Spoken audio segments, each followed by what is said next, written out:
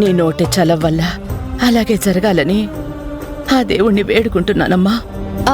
అమ్మా, నేను వెళ్ళి టాబ్లెట్స్ తీసుకొస్తాను, నువ్వు రెస్ట్ తీసుకో.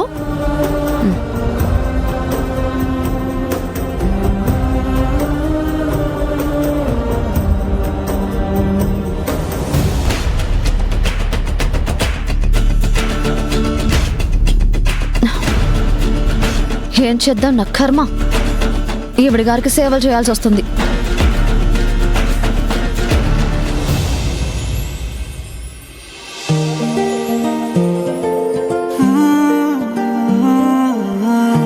హాయ్ జ్యోతి.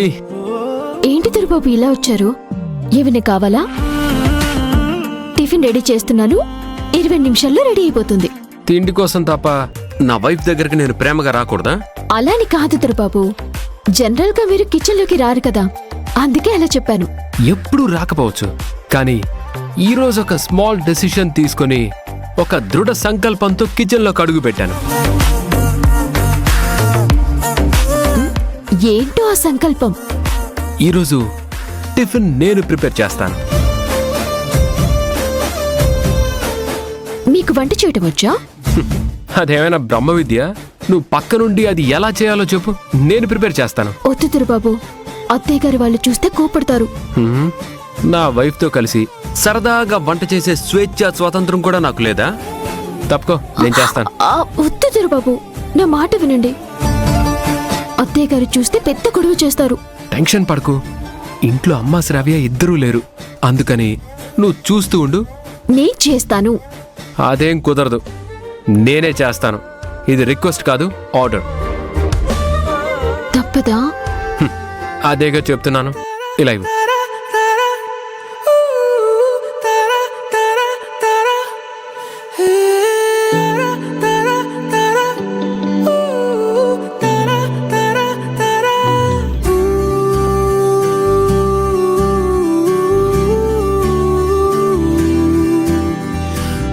చేసినంత వరకు చాలండి దొరబాబు, ఇక నేను చేస్తాను.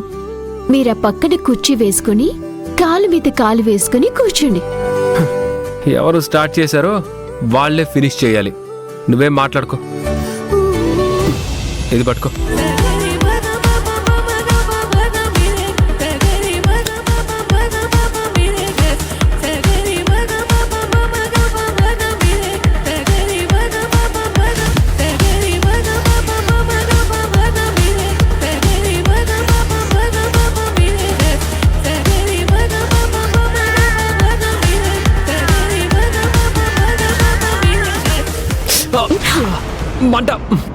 అలవాటు లేని పనులు వద్దంటే నా మాట వింటే కదా. ఇది చూనివ్వండి.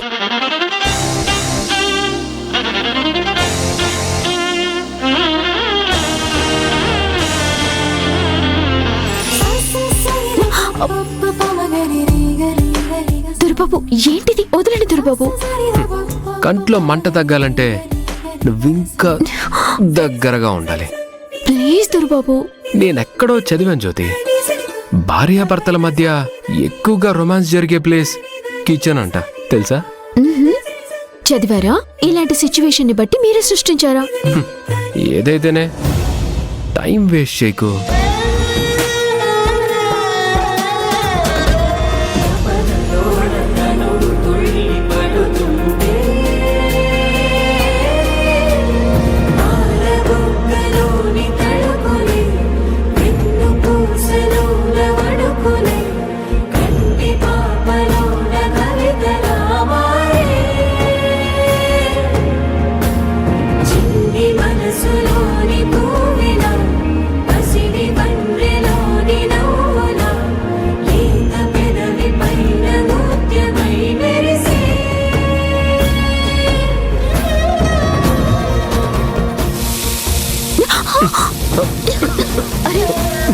అయ్యో, మాడిపోయింది.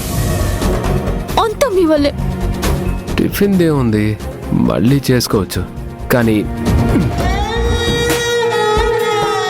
ఇలాంటి టైం మళ్ళీ ఎప్పుడు దొరుకుతుందో ఏంటో. చాలండి తిరుబాబు. జ్యోతి,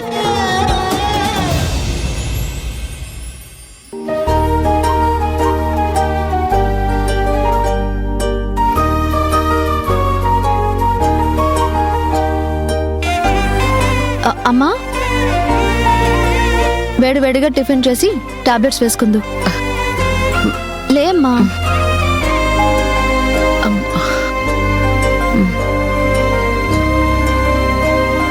టిఫిన్ వేడివేడిగా ఉంది, తినమ్మా. నా కోసం ఉదయాన్నే వచ్చావు, ముందు నువ్వు తినమ్మా. నేను తర్వాత తింటాను, ముందు నువ్వు తినమ్మా. బిడ్డ ఆకలిగా ఉంటే తల్లి ఎలా తింటుందమ్మా? నా మాట విని ముందు నువ్వు ఆహా, తిను. ముందు నువ్వు తినమ్మా, తర్వాత నేను తింటాను. ఆ,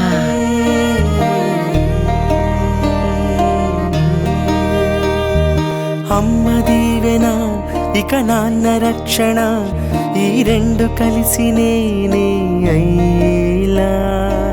బువ్వ పెట్టనా ఇలా ఇలా బుజ్జగించనా, అయ్యో అమ్మా. కథలు చెప్పనా అలా అమ్మా, అలా కలత తీర్చనా.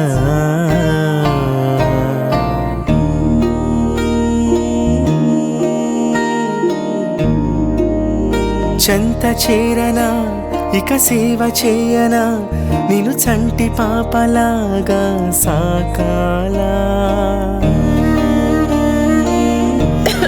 అయ్యో అమ్మా.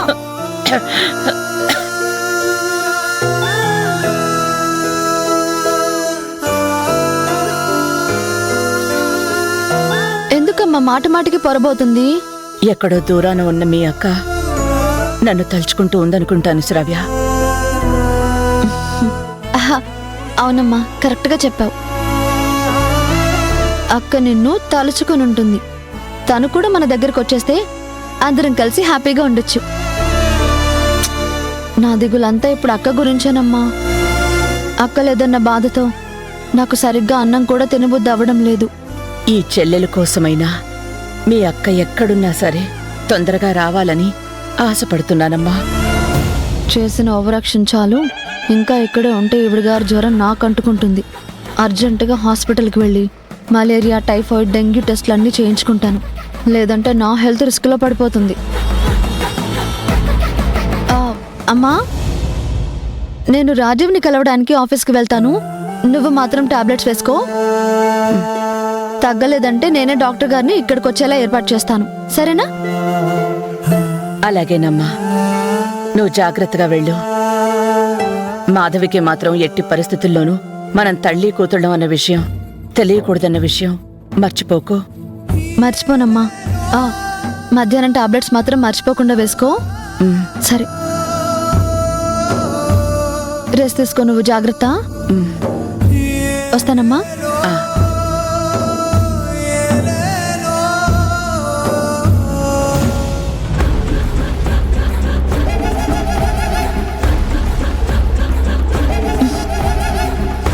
ఇమీడియట్ గా శానిటైజర్ వేసుకుని క్లీన్ చేసుకుంటే గానీ మనశ్శాంతిగా ఉండదు. ఛీ, ఈవిడికి సేవలు చేయాల్సి వచ్చింది.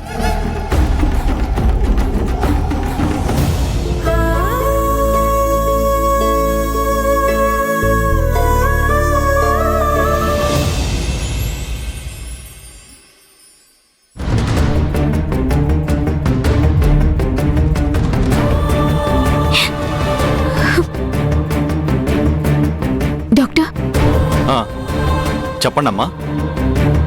తన కండిషన్లో ఏదైనా మార్పు వచ్చిందా? స్ప్రోలోకి ఇప్పుడు రావచ్చు? ఎలాంటి మార్పు లేదండి. ఎనీ టైం కోమాల నుంచి బయటపడొచ్చు. అసలు ఎప్పటికీ స్పృహలోకి రాకపోవచ్చు. ఆ దేవుడి మీద భారం వేయటమే.